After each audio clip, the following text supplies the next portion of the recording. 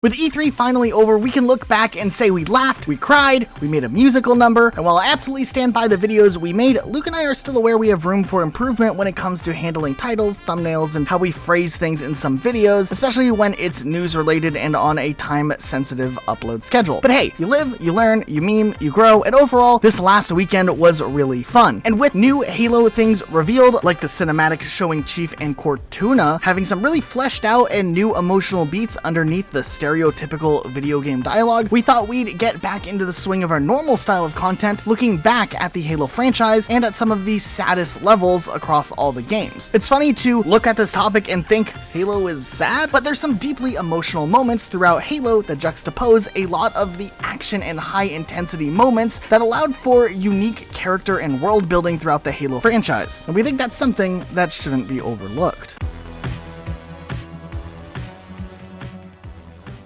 Starting things off, we want to look at Halo Combat Evolved, which for the most part did a lot in introducing the overall world, and while it was limited to the number of actual characters in this first game being main characters, there was something truly shocking and horror-filled on the level Keys when you realize the fate of Jacob Keyes and also what you have to do. There's this brief moment with Cortana where you're kind of just in the aftermath of that and you're trying to put together the pieces of justifying what you literally just had to do, and it's really just mixed with a ton of different emotions before all of a sudden all these enemies just flood into the room. You don't really have time to think. It was just a really cool use of a storytelling mechanic that allowed players to go on this roller coaster of emotions, and it leads into the Halo level The Maw, which obviously now the stakes are absolutely higher than ever before. And well, of course, you know, Master Chief goes on, he does his thing, he drives his Warthog, and he gets out of there. There's that moment when he's on the ship just in space talking to Cortana, and he asks if anyone else made it. Cortana tells him just dust and echoes, wherever he is. But in all seriousness, just the reality of what just happened and the full-on destruction of that Halo ring is incredibly cool, but also leads to this lonesome, somber moment that closes out Halo Combat Evolved before the epic and triumphant musical credits start to kick in. And in general, Combat Evolved was really special because it didn't lean too heavily where some of these sadder moments seemed like they were coming across as being too on the nose. And this is something that we can actually really praise out of the first Halo trilogy. Not to say a Halo game going into more emotional depth is a bad thing, but it was something uniquely done and uniquely paced in that first trilogy that is really special. Halo 2 does pick up this theme and runs with it a bit, where there are some sad moments throughout the campaign that of course are interrupted by the intensity of what is happening next in the plot or the story or the following fight sequence. But for instance, on the level Uprising, when we know that the elites and the brutes are kind of now clashing and the elites have been betrayed, there's just something really down about the Arbiter seeing all of the dead elites. Like, his boys are just there, and it's just kind of heartbreaking. But by far, one of the more heartbreaking ones is in High Charity at the very end of Halo 2, where we know that Master Chief has to leave Cortana behind, which not only does this have some sort of vibe that could allude to a lot of different plot points where Halo could go into the future, but it just kind of showed the first time that Chief and Cortana were ever separated. And to put it even further, there's like saying goodbye at an airport type vibe that goes with it, even though Chief has a job to do. But still, he promises that he'll come back. Tie all of that, and of course the epilogue part of Halo, together with another point that we had for High Charity, which is that creepy dialogue that the Prophet of Truth has throughout the level where you hear him on the intercom just talking. Seriously,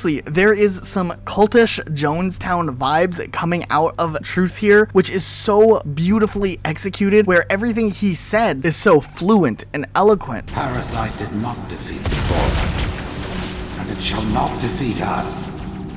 Yeah, he's batshit crazy and is leading everyone on a suicide mission, but there's some major world building here where you at least can see why so many creatures across outer space believed in this dude. And there's just something so eerie and ominous that this maniacal person was able to manipulate so many beings into following him. It kind of highlights those emotions that were present with the Arbiter facing that massive level of betrayal. Halo 3 definitely takes things in a different direction when it comes to the emotion emotional beats. This is kind of the epic conclusion to the trilogy, so instead of going for more of these subliminal beats, it seemed like a lot of them were more chosen to be over the top, and things kind of going out with a literal bang. But before we got to the conclusion of Halo 3, there was that moment on Floodgate where Master Chief is kind of looking at the hologram of Cortana, first of all trying to figure out if it's her or not. It kind of looks like a little kid looking at a puppy through a window, and it's just like, oh yeah, that was a pretty big beat in Halo 2, and something that will be readdressed here in Halo 3. Now, of course, there are some more sad moments from Halo 3, like on the Covenant when Miranda Keyes dies, and while of course her death was really sad, there was almost something more sad about the situation she was in just prior to her death. She knew that she needed to betray her closest ally to save the world, and even with his own approval, she hesitates in that last moment. But then there's also something heartbreaking about the fact that Master Chief and the Arbiter were just moments too late from stopping all of that from happening. And even though they defeat the Prophet of Truth, Sergeant Johnson just seemingly taking it so hard as he does and paying respect to Miranda Keyes is kind of that last little level that just hits you right in the feels. And then if it wasn't already sad enough, we have all of Chief going through everything to get Cortana back, and they finally know what they have to do. They have to blow up that Halo ring again, and that stupid light bulb zaps Sergeant Johnson, and this dude who's been with us from Halo 1 all the way through so many different battles alongside us just barely didn't make it out of there. You gotta send him out with a bang. And then that glitch happens where he's just there afterwards, still alive, and you can actually force him out into the next area with you. But nonetheless, Sergeant Johnson's death definitely was one of those sad moments through Halo. But then for a bit, we got to see Bungie stray away from the standard trilogy and really try some different things out with how they told stories in the Halo universe. Halo 3 ODST doesn't necessarily have explicitly sad moments throughout the game, but there is this overall aura surrounding this entire game, especially the Mombasa Streets level with Rookie. Like we said, there's nothing explicitly sad, no one on the team dies or anything like that, but there's this realization that happens when you're completely alone in the streets that this mass extinction to humanity is going on Earth now, but also has been going on across other colonies for years. And as you just walk through the city that's becoming more and more occupied as time progresses, that feeling of a struggle that this is the end of the world for Earth is becoming more and more present. And while of course with ODST we know the end story, we know that Earth doesn't end up losing the fight, but you can't help but to think that all those planets that did lose the fight experience these same emotions that the Rookie himself is going through while he walks through the streets and finally makes his way out of New Mombasa.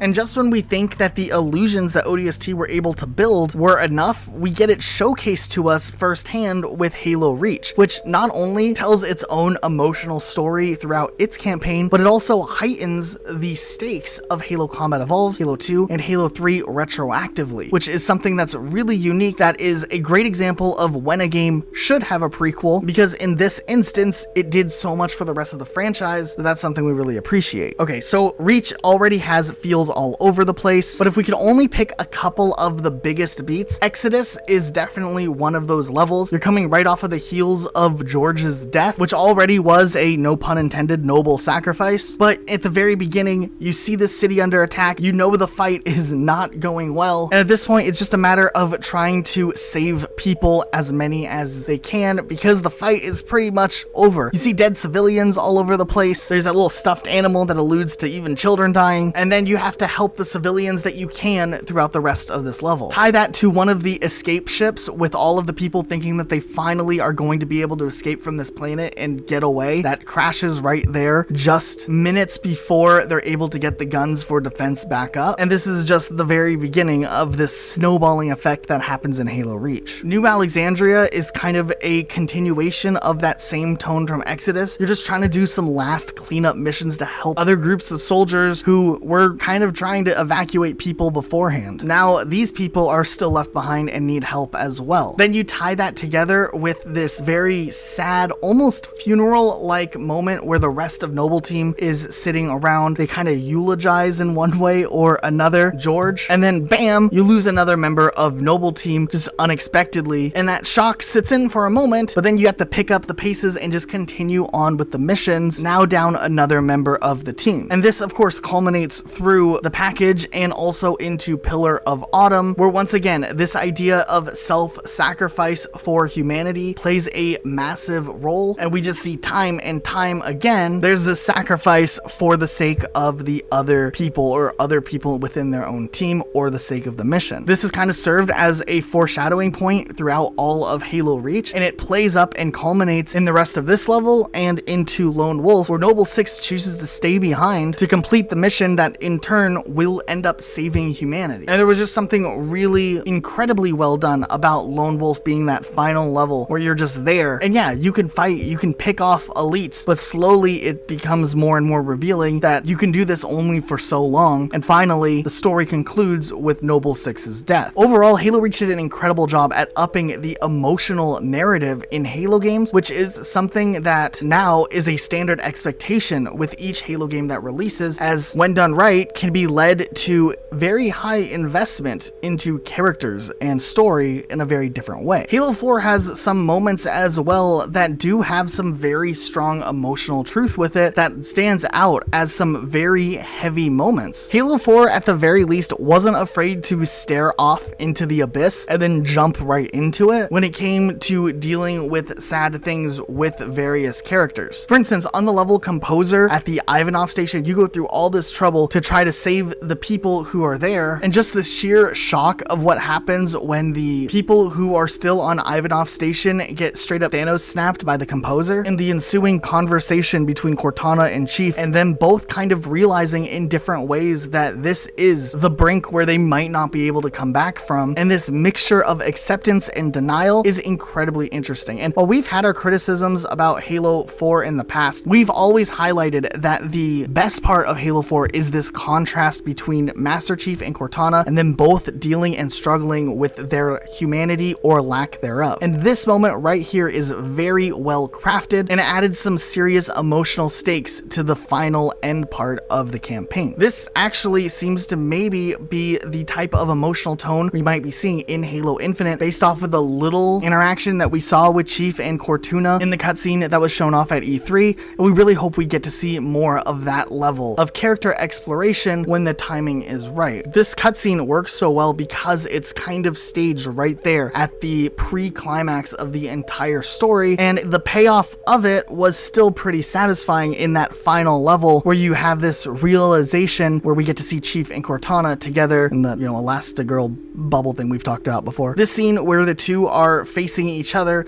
and talking at the end of Halo 4, it's really an emotional and sad scene, but almost reflective to the ending of Halo 2, except this time it's Cortana leaving Chief. The cutscenes that follow into the epilogue are well done also, really having this double emotion type thing going on where, yes, on one end, Master Chief was triumphant, as he always is, but also maybe he's conforming to the machine that he is, other than the little sneak peek of his humanity in the legendary ending. And while we can look to Halo 5 Guardians as well for moments that were kind of explicitly sad, we think overall the most interesting and important aspects of emotional narrative within Halo 5 Guardians is definitely the motives and motivations behind Master Chief himself. He's borderline chasing hallucinations based off of a character that had built up so much of an emotional connection to him. And while there's a lot of characters and not a lot of moments for this interaction to really be developed, I would say one of the biggest moments that had to sting the most was definitely Cortana, in a way, betraying Master Chief. It's something we want to see explored a little bit more in Halo Infinite, and of course with it finally coming sooner than later this holiday, the expectation and the stakes are higher than ever, but we do think highlighting some of the emotional truths that's been present throughout all of the Halo franchise will make some of those payoffs in Halo Infinite even better. So what do you guys think? Did we miss any sad moments that were your favorite in Halo, or which one would you agree with us the most on? Let us know in the comments down below. Otherwise, make sure you guys are subscribed to Rocket Sloth. Double check that you are for popping up in your recommended. You want to see more videos like this. Otherwise, that's it for today. We'll see you all next time with a brand new video.